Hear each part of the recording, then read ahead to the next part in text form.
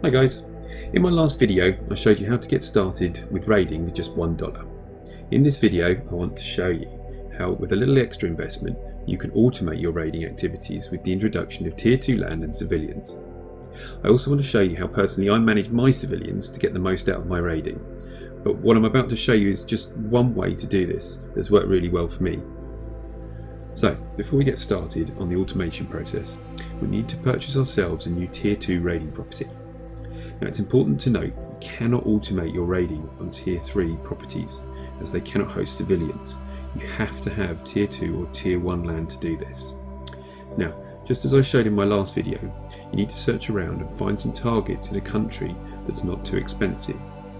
Now in this example, I've managed to find 4 target properties in a country where the tile price is only 32 cents per tile, so it's quite reasonable.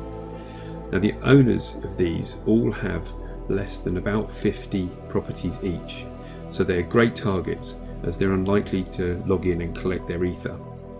I've also checked that each of these properties also has a mentor, so you can see this one has a mentor here, this one has a mentor here shown by the blue icon, and this one, so they're good raiding targets. I've also checked that they're all Tier 1, so as you can see the little Tier 1 icon next to the mentor icon, which shows that these all should produce a good amount of ether, so they are good raiding targets. So what I'm going to do now is purchase 4 tiles here. Now if I switch to the map view, this shows the tiles that I'm about to purchase are not all in the water, and I like to buy tiles that are sort of on the coastline, so that in the future if there are logistics activities that involved collecting stuff by the sea, I can access my tiles by the sea, but I've got land that I can actually build on as well. So I like to buy tiles on the coast if possible. So now that I've selected my tiles, I scroll down, and here you can see I have the option to purchase Tier 2 land. I can't actually purchase Tier 3 land here because this region has not been opened yet for Tier 3 purchase. But what we're after is the Tier 2 land so that we're able to automate it.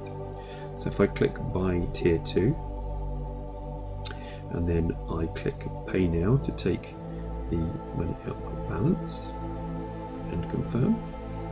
Now those tiles are now transferred over to me. If we go View by Bid, you can now see my new raid property has signed over to me. So now that I have my raid property, what I need to do is to add some civilians to it. So you have the option to build civilians, but in this example we're going to purchase them from the marketplace. So if you copy the name of the property and then go to the marketplace, then move to the bazaar and then click on civilians, and this is where you can purchase your civilians. And what we're going to need is we're going to need 3 civilians.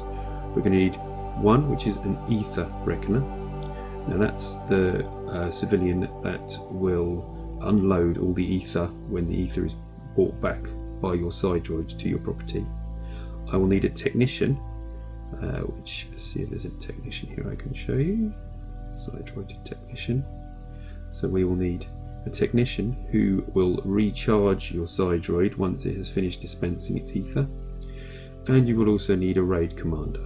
So the raid commander is the civilian that sends your side droid back out to start raiding again. So if we start with the ether reckoner, and I suggest you switch to the flip view because sometimes you can see, I mean these particular ether reckoners here haven't got any experience yet, but if there is one that's the same price as the others but has some experience, you may be able to pick one up which has already got some XP points.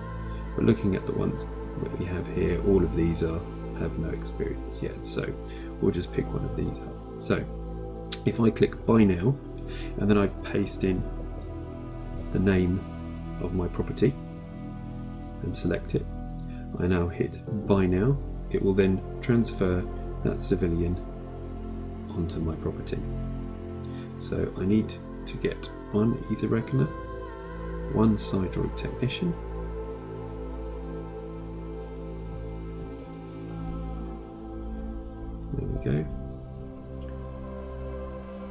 raid commander.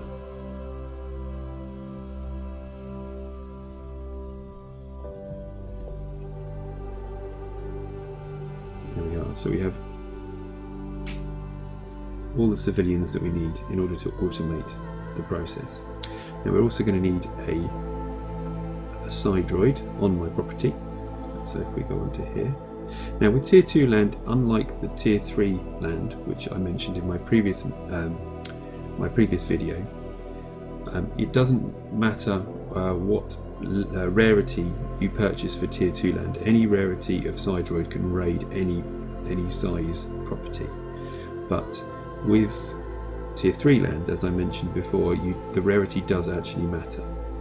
But for us, because we're looking at tier 2 land, we can purchase any. So we'll go for this one here and add that also to our property. There we go.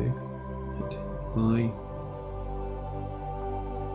Okay, so we now have everything that we need in order to start our raiding activities. So if I go back to the land. So now that we have everything that we need, the next thing we need to do is to send the side droid out for some raids. So if you go into the raid console and select the property, you can see here we now have 3 civilians, and we also have the side droid that we purchased. Now you need to send these other properties down below that that side droid is able to raid. So if I click on one of these and then click on this little icon here, it will show you which property that is that it's about to raid. So if we start with this one here, and what I tend to do is any property that I know to be a potential target, I start by setting the icon to a heart. Just one single click on this little icon. Now, multiple clicks on these icons will rotate them through all the various different icons. Now, these icons don't do anything specifically, but it's more for you as markers to help you organize your raiding. And I'll show you how I use these for myself. So I use it initially just to flag the properties that I believe are good targets for raiding. So if we have a look at which other ones are identifying here, these are all the 4 that I flagged earlier as being good potential targets. This one. Okay. It's actually found a couple of others that are slightly further away. They may be worth investigating later, but for now I'm just going to flag the ones that I've already checked. So now that I've marked these as potential targets, I pick the one that I'm going to start raiding, and I send my side droid out to raid it. Now as soon as you send it out to raid, it will then appear in your recent raids list.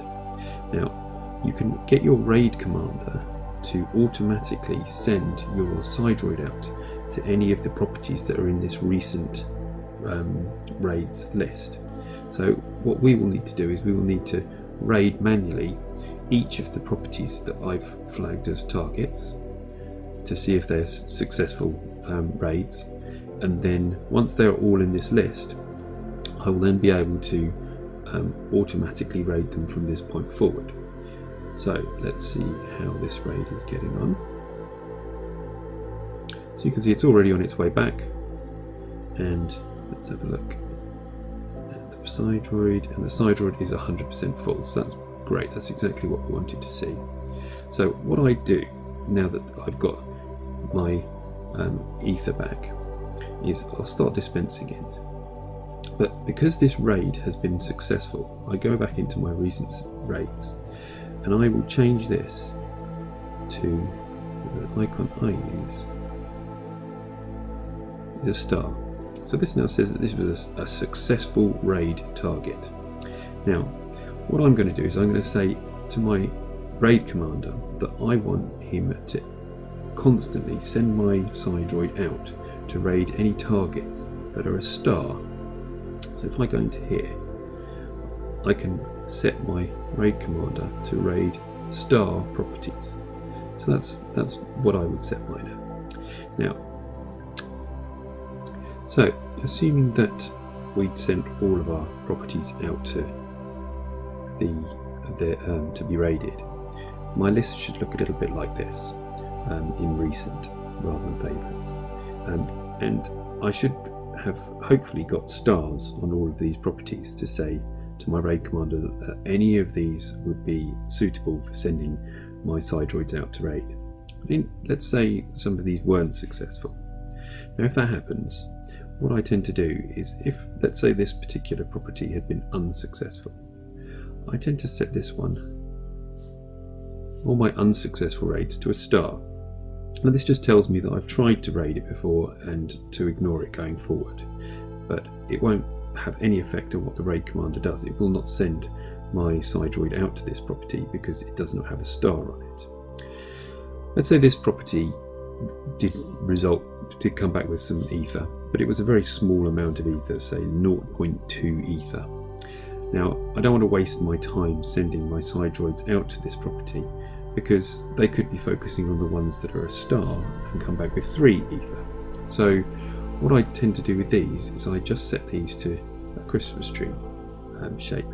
Now this says to me that it's a good property, and if I want to manually raid it at any point later, then I might get something out of it, but it's not something again that I wish to auto raid.